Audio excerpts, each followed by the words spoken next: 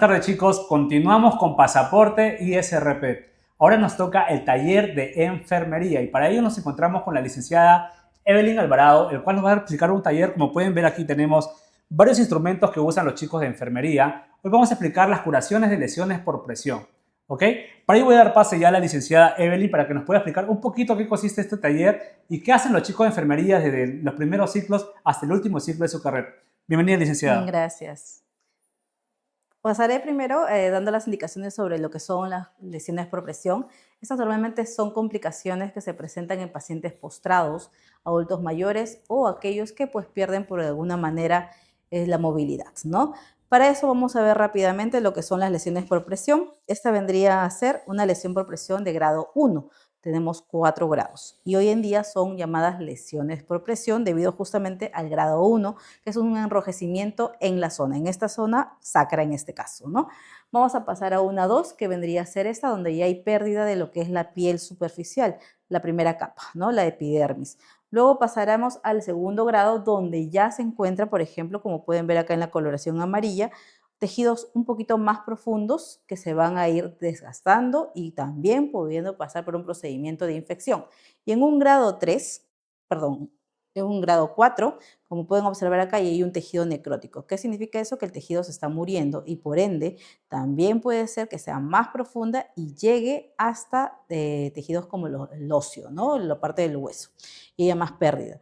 Para esto, primero, como todo procedimiento, debemos tener en cuenta lo que es nuestras medidas de asepsia, como es el lavado de manos, donde vamos a pasar al caño para realizarnos el lavado de manos, que cuenta con 11 pasos, según hoy en día la OMS. ¿Ok? Primero, lo que tenemos que tener en cuenta es no tener absolutamente nada en las manos. Las uñas siempre tienen que estar cortas y debidamente limpias, al igual que sin ningún tipo de maquillaje. Pasaremos a aperturar el caño en una corriente que no nos salpique ni tampoco sea exagerada y humedecemos las manos. Luego pasaremos a tomar un poco de jabón, para lo cual haremos el frotis de las palmas, para formar lo que es la espuma, con lo cual nos vamos a hacer la asepsia, ¿no? Frotamos, frotamos unos de 3 a 4 segundos, luego vamos a pasar a lo que son palma y dorso, unos 3, 4 segundos más, al igual que por la otra mano. Luego entrelazamos los dedos, palma con palma, pasamos a nuestros dedos o los nudillos de nuestros dedos. Siempre tiene que haber un frotis y un sonido, ¿no? Característico del lavado, correcto lavado de manos. Luego pasamos a los pulgares, los dos, igual que los pulpejos de los dedos. En la palma se hace un giratorio a ambas manos. Luego de eso se pasará a lo que es el enjuague, ¿no? Evitando por si acaso tocarnos las manos que ya están siendo lavadas con partes como las del caño, la del lavadero, entre otros. Por eso es importante cuando se abre el caño que no salga tapo.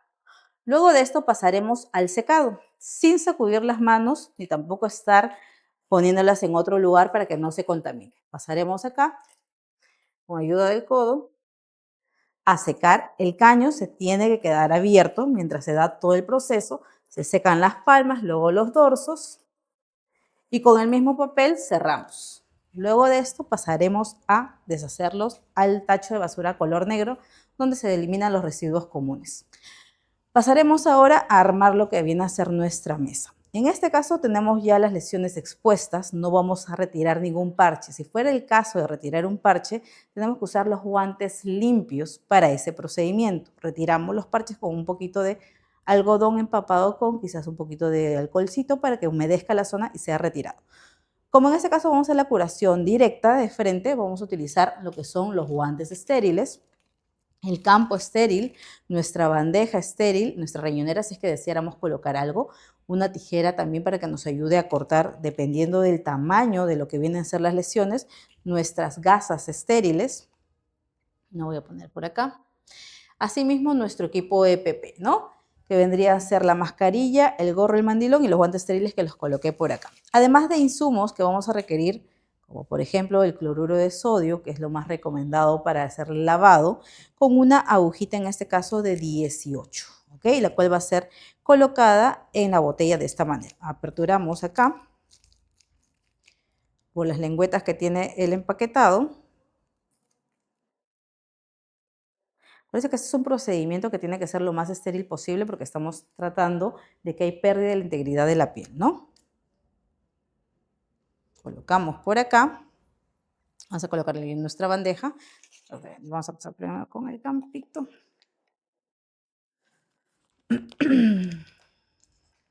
Acá también.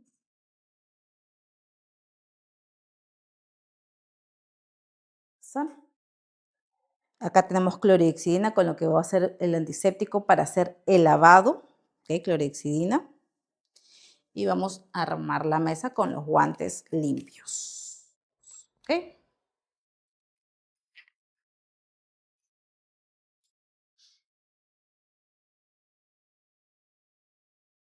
Este campo es un poquito grande. Vamos a utilizar lo más interno. De esta manera.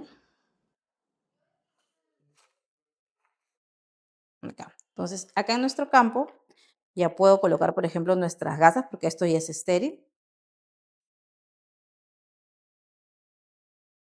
Mm,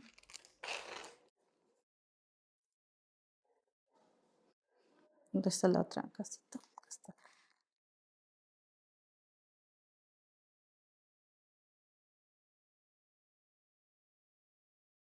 Lo lanzo, no los saco con la mano, no los toco. Ahora me voy a descalzar para poder pasar al equipo de PP. Los guantes, en este caso, son simplemente limpios, no han tenido ningún tipo de contaminación con nada. En este caso ha sido para armar la mesa. Van al tacho negro.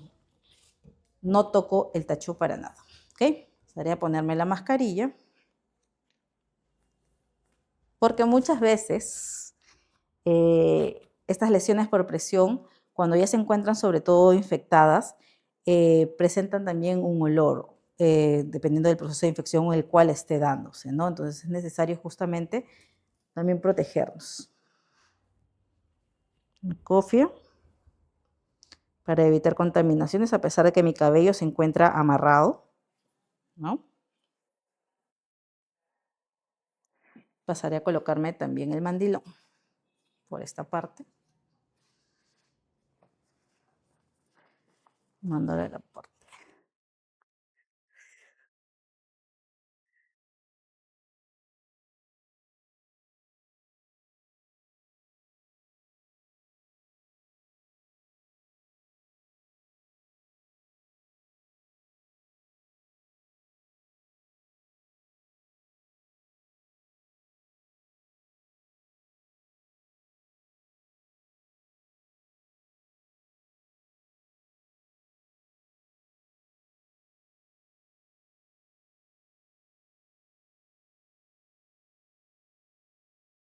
Cambiarle por acá para que sea una de grado un poquito más avanzado, ¿no? 1, 2, 3 y 4. Vamos a ver con la 4, que son las más complicadas. Ya. Entonces pasaré por acá. Vamos a poner. Para no mojar en este caso el área, dependiendo de la zona donde se encuentre la lesión por presión, podemos tener una bandeja, en este caso una riñonera. Eso solamente es para fines de la demostración. Y pasaremos a humedecer la zona. El agua debe caer normalmente con un poco de presión, así como pueden ver, ¿no? A chorrito. En esta úlcera la otra característica es que ya la persona pierde la sensibilidad como tal de la zona, ¿no? Entonces, vamos por acá. Humedecemos ahí. Mientras se queda ahí un ratito de lo que ha ido sacando, vamos a calzarnos los guantes estériles para ya tocar como tal la lesión, ¿no?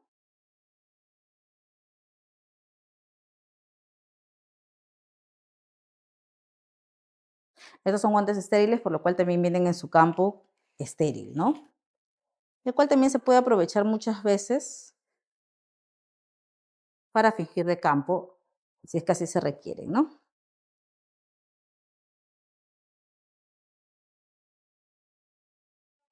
Ahí nos acomodamos porque esto ya es estéril con estéril.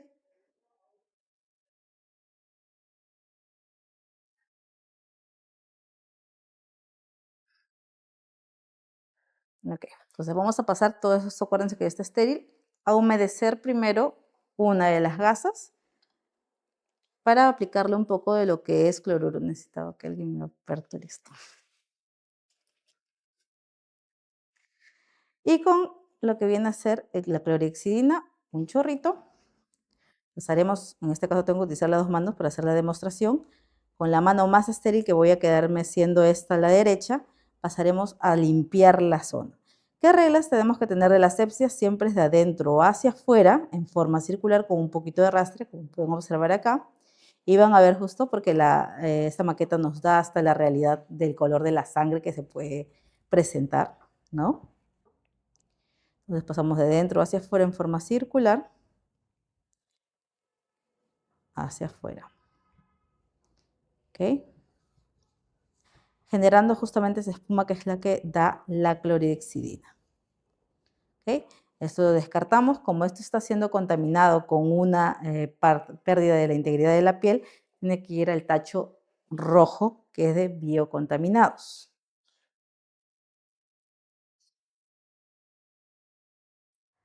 Asimismo, se hará el procedimiento una o dos, tres veces hasta que la zona se quede totalmente limpia. ¿Ok?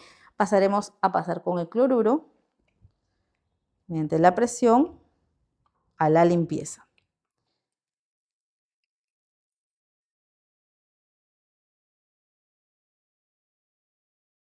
A la correcta limpieza y luego al correcto secado. ¿Ok? Con otra gasa nueva. Nuevamente siempre desde adentro con pequeños toques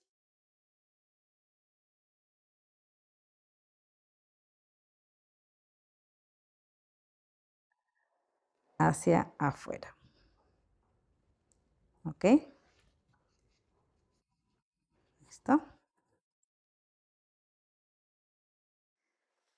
Ahora vamos a tomar otra gasa más que esta se encuentre limpia, que va a ser la del cierre. En este caso, antes de pasar a lo que es el cierre, vamos a revisar si es que el paciente está medicado, porque para este tipo de lesiones por presión 3, 4 sobre todo, se le puede indicar medicamentos, como por ejemplo antifúngicos, antibióticos, se le puede también indicar a lo que viene a ser los protectores alrededor de la piel.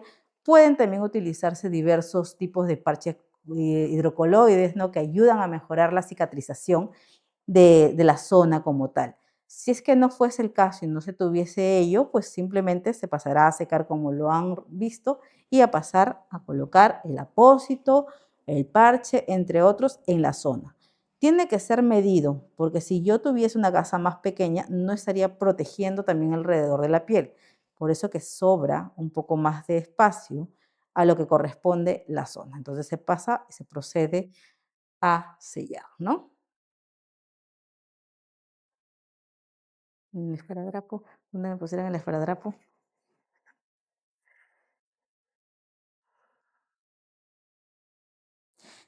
Esparadrapo, lo ponemos a los bordes, fijándonos que selle correctamente. Porque, por ejemplo, esta lesión por presión que se encuentra en la zona sacra está muy cercano a la zona del perineo, donde la persona va a defecar, ¿no? Y normalmente, como ya les mencioné, estos pacientes son pacientes que se encuentran postrados y por ende utilizan pañal. Esa es otra situación de lo que primero también, antes de cualquier procedimiento de curación de lesiones por presión, se tendría que retirar el pañal, ¿no? Y revisar también las zonas glúteas para ver si no solamente está las lesiones por presión, sino también una dermatitis quizás que se puede causar por el pañal, la humedad de la eliminación, entre otros, ¿no? Pasamos a fijar correctamente todos los laterales.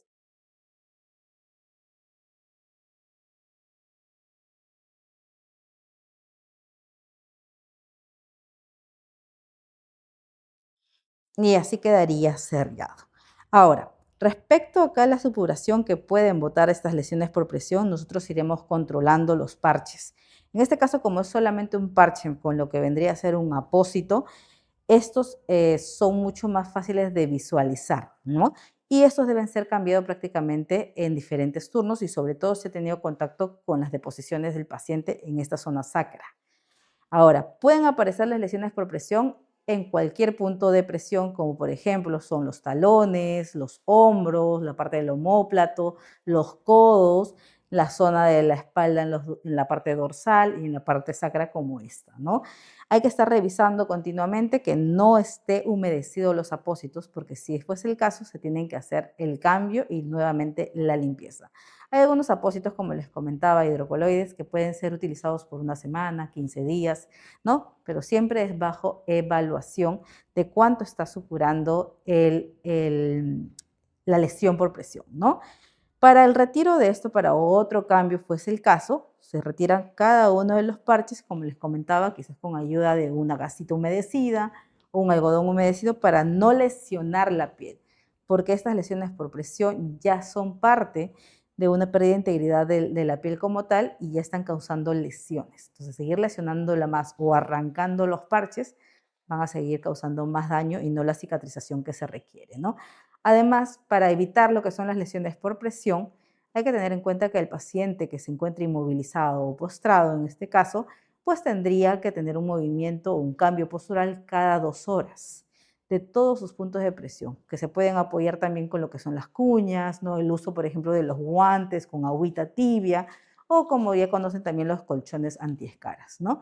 Todo eso es parte de nuestras necesidades básicas de los pacientes que nosotros tenemos que cuidar y también ir vigilando, viendo las alertas, porque una lesión por presión empieza desde este simple enrojecimiento donde no hay pérdida todavía de la integridad de la piel. Si esto se llega a parar ahí y se previene esta de acá, el paciente tiene una mejoría, ¿no? Tiene a no tener mayores complicaciones. Pero si el paciente, como en este caso, ya pierde, ven acá la profundidad, pierde capas de la piel, se vienen más complicaciones, riesgos de infección, ¿no? Y ya como en el caso de la que voy a descartar, voy a aperturar para que vuelvan a ver. En este caso, porque es una maqueta, lo puedo jalar así, ¿ok? Pero no en la persona, por favor. Acá, esta parte de acá viene a ser hueso. Alrededor hay tejido muerto, necrótico, por eso la coloración negruzca, ¿no? Y acá hay pérdida además de las capas superficiales de la piel.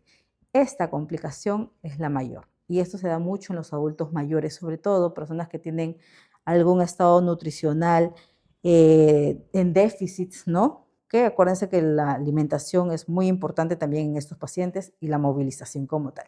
Ahora pasaremos a descartar todo lo que corresponde y asimismo también ver dónde se tienen que descartar cada uno de nuestros elementos, ¿no? Por ejemplo, este apósito que ha sido retirado de la curación, al tener contacto con la herida y los fluidos de esta, debe ser descartado en su totalidad en lo que corresponde el tacho de biocontaminados o un tacho rojo con bolsa roja. ¿Ok? En este caso, si yo usé ya mis guantes y también tuve contacto con secreciones, jalaré desde acá, agarraré por acá con mi mano, ingresaré mis dedos, porque toda esta parte, acuérdense, está contaminada, ¿no? Entonces, envuelvo y esto también que ha estado contaminado pasará a biocontaminado. Luego, lo que corresponda a mi EPP, pasaré a descartar la mascarilla. Si no he tenido ningún tipo de contacto con, por ejemplo, personas con procesos respiratorios o me haya salpicado, pues lo puedo descartar hasta en el tacho rojo, negro, perdón. Pero esta vez lo voy a descartar en el tacho rojo porque ha sido una úlcera por presión grado 3, lo cual significa 3 y 4 que han sido con fluidos, ¿no? Con mucosas. Pasaremos también al descarte de lo que es el gorro, que este sí puede ir al tacho negro, al igual que el del mandilón. ¿Ok? ¿Sale? Y desde acá, sin tocar la parte de acá, porque esta ha sido la que ha sido expuesta, ¿no? Haremos por dentro, sostengo por dentro, hago una bolita y pues este será descartado en el tacho rojo si es que tuvo contacto con algún tipo de fluido. Esta vez lo voy a dejar por esta partecita porque no me va a entrar en mi tachito que se encuentra un poco lleno. Asimismo, lo que viene a hacer acá, tenemos por ejemplo esta regla que es para lo que es la medición de las lesiones por presión. Se tienen que medir porque tenemos que ir cada vez que se van dando las curaciones, cerrando, cicatrizando la piel. Entonces, se iniciará, ¿no? Por eso les decía, un enrojecimiento, una pérdida superficial, de qué tamaño con la medición, al segundo punto, de igual manera con los tejidos y pues con el tejido óseo para ver cómo se va regenerando e ir teniendo un control. Acuérdense que todo procedimiento debe ser debidamente registrado, ¿no? Entonces, vamos a ir viendo el avance, la mejoría o quizás el paciente puede también seguir empeorando y ver qué otras soluciones se pueden dar con el manejo del personal médico en este caso, ¿no? Igual después del procedimiento y haber descartado absolutamente todo, nos procederemos a lavarnos las manos. Y así, pues terminaría lo que es el proceso de curación de lesiones por presión. ¿Ok? Bien, chicos, eso ha sido el taller de cuidado de lesiones por presión.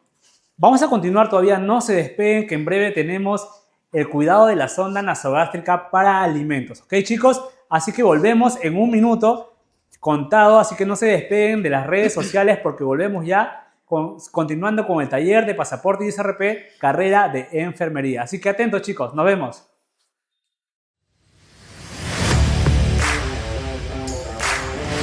Soy lo que soñé ser. Me siento orgullosa de cumplir las metas que antes me parecían imposibles. Gracias a mis profesores aprendí a reconocer lo que soy capaz y amar lo que hago.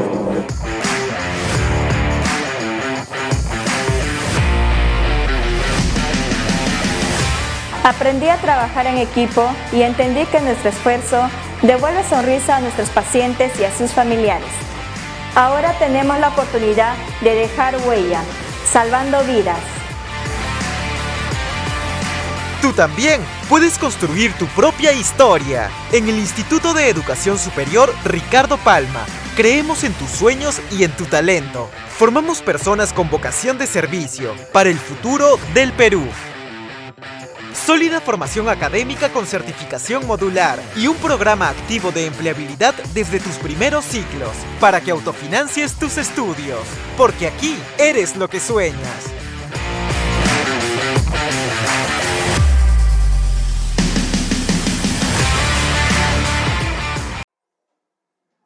Bien, chicos, ¿cómo están? Ya volvimos para continuar con nuestro taller de enfermería en pasaporte y SRP. Y ahora vamos a tocar un tema muy importante, que es el cuidado de la sonda nasogástrica para alimentación. Para ello tenemos nuevamente a la licenciada Evelyn Alvarado, que nos va a explicar brevemente sobre qué consiste este taller. Adelante, licenciada. Gracias. Así como estuvimos viendo hace un momento lo que son las lesiones por presión, que es un problema de pacientes postrados, ¿no? O adultos mayores, al igual el uso de la sonda nasogástrica es otro cuidado que nosotros debemos tener porque es otra necesidad básica, que es la alimentación. En este caso, esta sonda nasogástrica en nuestro paciente acá del taller tiene una sonda nasogástrica, ¿no? En el orificio derecho, el cual se encuentra acá sujeto. Y vamos a desprender ligeramente lo que es el esparadrapo, que lo sujeta, ¿no? Esto lo podemos quitar, podemos mantenerlo, como ustedes gusten. Esto siempre se va a encontrar así, selladito, cerrado, porque si esto se quedara desconectado, es decir, de esta forma les voy a mostrar cómo no, así, ¿no? Estaría pasando aire, lo cual es como que si tú tuvieses aire en el estómago, te llenas de gases y es algo doloroso. Por eso esto siempre tiene que estar así, sellado o con una jeringa, ¿ok? Para que no pase el aire. Lo primero que vamos a hacer, bueno, va a ser obviamente presentarnos con nuestro paciente y decirle que ya le toca su hora de desayuno, almuerzo, cena, porque ellos se van a ser alimentados por esta sonda, es decir, por acá ingresarán los alimentos directamente hasta su estómago.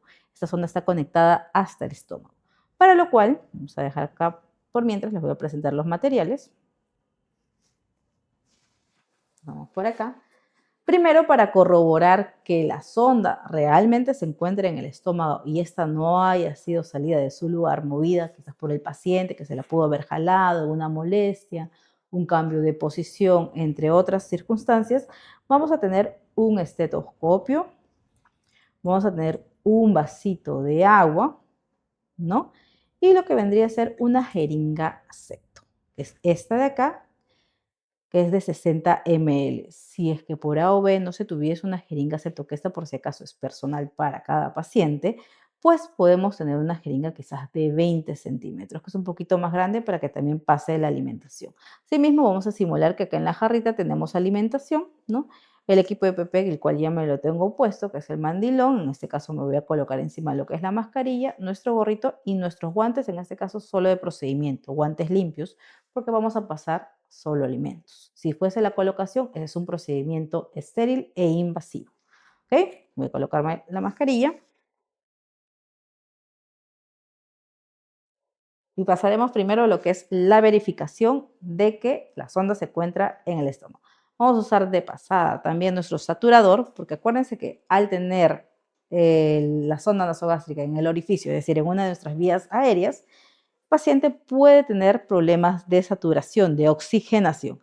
Entonces, en su dedo índice, pasaremos a colocar nuestro saturador, lo dejaremos ahí para solamente corroborar que sus signos vitales se encuentran bien. Otro dato muy importante es que el paciente se encuentra en esta posición semi-Fowler para que sea alimentado. Como tú que no vas a comer pues echado, ¿no? Los alimentos se van a regresar. Igual es la alimentación por sonda nasogástrica. El paciente tiene que estar en posición Fowler. Pasaremos luego a tener nuestro estetoscopio. Me dirán, ¿para qué un estetoscopio? ¿Qué tiene que ver? Bueno, cuando vamos a corroborar, vamos a escuchar los ruidos hidroaéreos que tenemos dentro de nuestro estómago cuando pase un poquito de aire con la jeringa septo, ¿ok? Me voy a colocar por acá. Vamos a corroborar que se encuentre abierto el estetoscopio. Entonces me acercaré por acá a ver con la jeringa septo colocándola en el orificio, ¿ok? Vamos a pasar a colocarnos solamente guantes de procedimiento porque es alimentación, esto sí es algo más externo.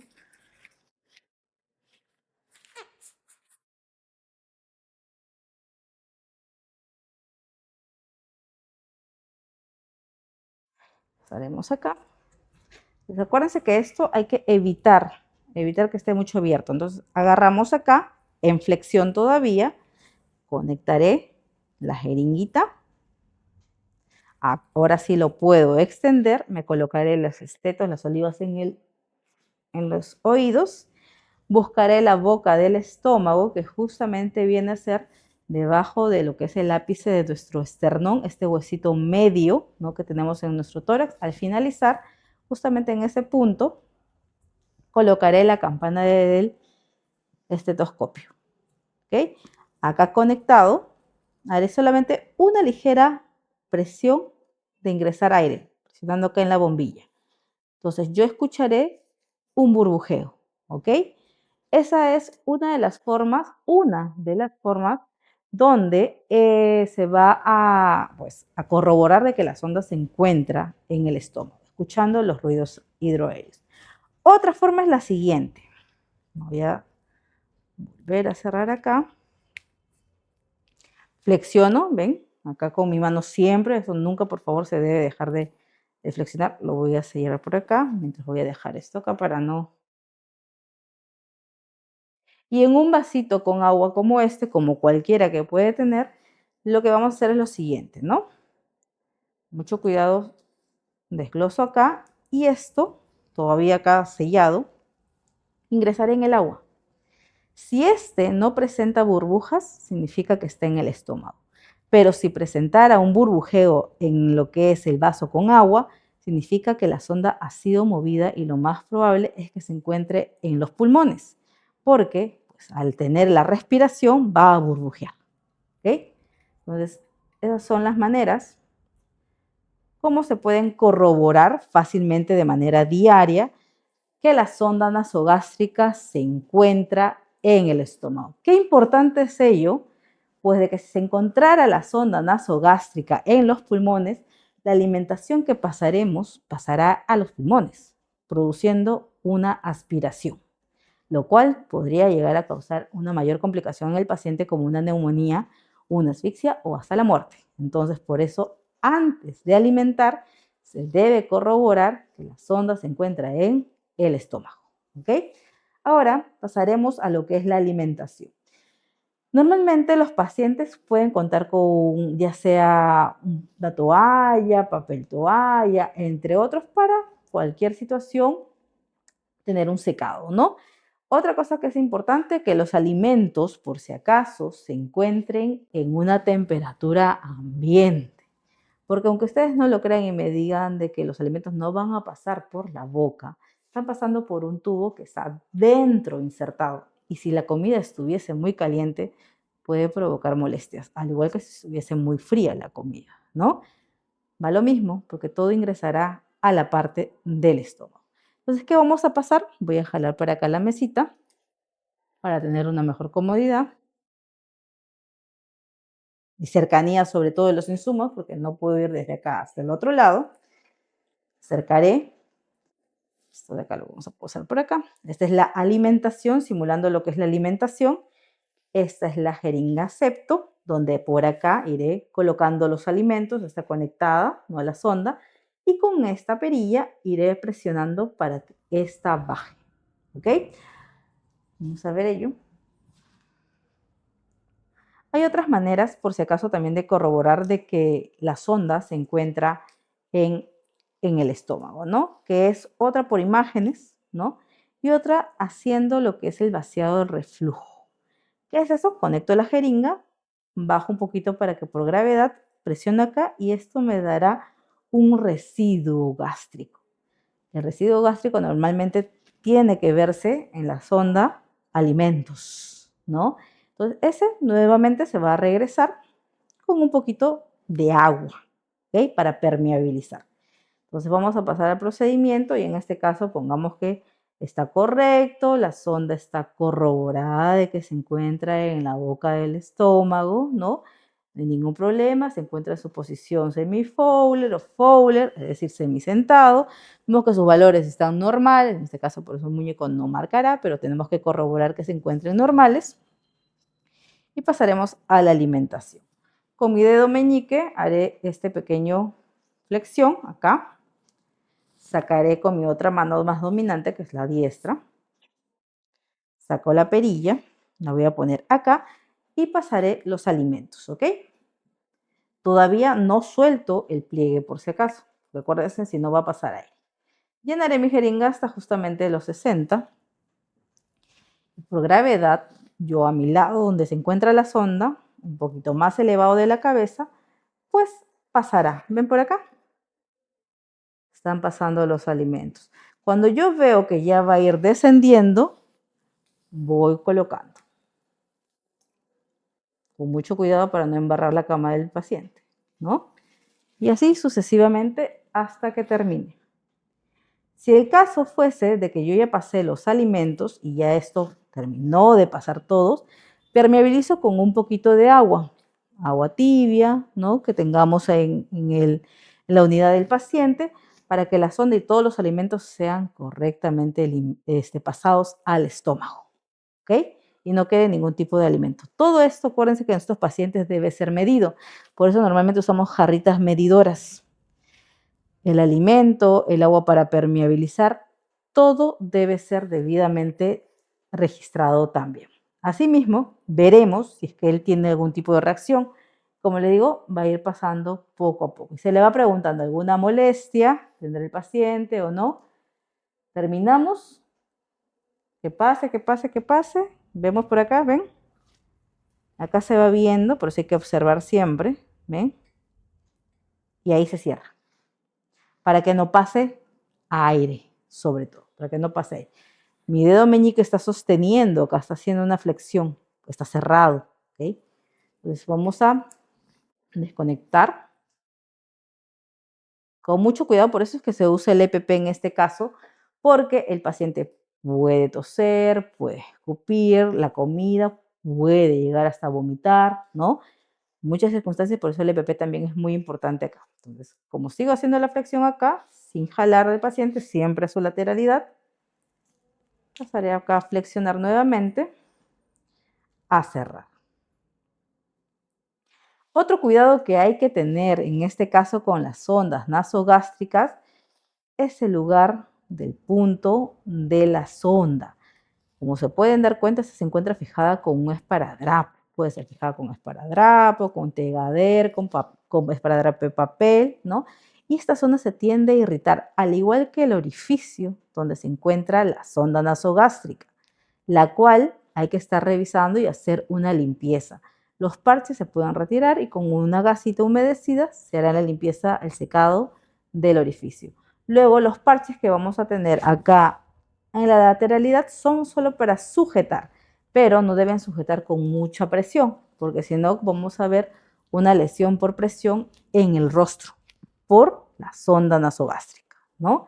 Entonces colocamos acá, le dejamos al paciente. Acá con su...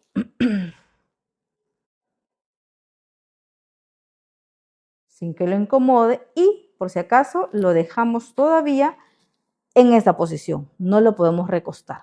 Es como tú cuando vas a comer, no te puedes ir a echar porque puedes regresar los alimentos. Igual con el paciente con sonda nasogástrica. ¿Ok? Cualquier consulta, cualquier duda, se le hace saber que puede llamarnos inmediatamente para evitar complicaciones. Retiraremos acá, lo dejaremos ahí en su unidad, ¿no? Vamos a pasar ahora a lo que es la medición de lo que viene a ser los residuos, ¿no? Si el paciente no llegó a tolerar más, si no pasaba más los alimentos, por más que se hizo la ayuda con la bombilla, habrá que también registrar lo que el paciente haya dejado, ¿no? Todo esto son utensilios propios del paciente, por ende se van a quedar en su propia unidad. La limpieza tiene que ser continua tanto de la jeringa septo o de la jeringa de 20 centímetros que se pueda utilizar, o 20 ml. Con su bombilla tienen que ser debidamente lavadas y se recomienda, por ejemplo, colocarlas en una cajita, en una bolsa limpia, ¿no? Para que ahí los tengan. Entonces pasaré ahora a lo que es el retiro de mi equipo, porque ya lo utilicé con este paciente y no me puedo ir con el mismo EPP hacia otro paciente, ¿no? Haremos nuevamente a retirar.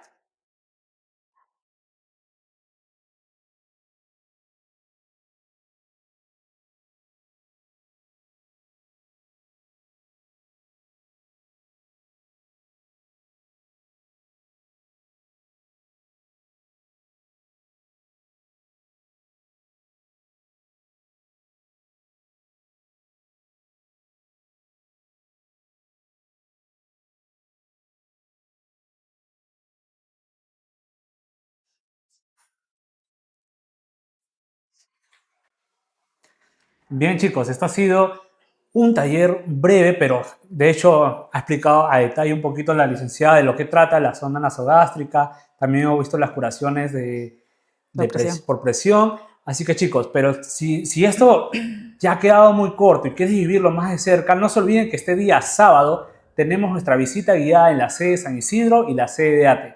Asimismo, también recordarles que el día de mañana tenemos también nuestros talleres vivenciales vía Facebook y Zoom de laboratorio clínico y farmacia. Así que, chicos, damos por cerrada este taller de la carrera de enfermería y los esperamos el día de mañana. Buenas tardes.